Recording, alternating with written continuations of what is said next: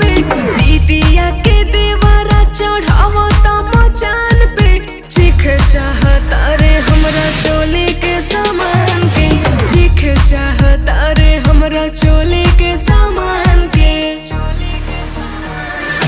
तोरो चिखावे के मन बाका फिरी कपड़ल ई धन बाका मंगनी हम त मना क दिहलु आ घुम घुम पोछा तारू छन बका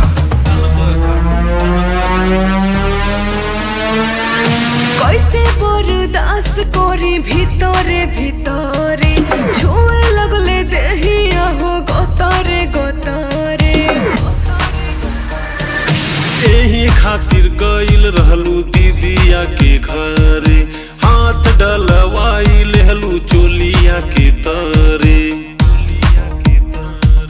बेरी बेरी आवताटे हमरा ध्यान पे बेरी बेरी आवताटे हमरा ध्यान पे चीख चाहता रे हमरा चोली के सामान के चीख चाहता रे हमरा चोली के सामान के घूमे गोइल रहनी हो रात भठहर के खेत में घुमाई देलो सुखिया रहर के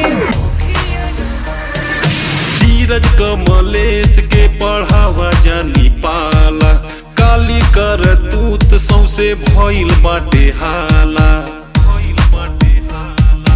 कहता कि लेके चलब आज हम चान पे कहता कि लेके चलब आज हम चान पे चीख चाहता रे हमरा चोली के सामान के चीख चाहता रे हमरा चोली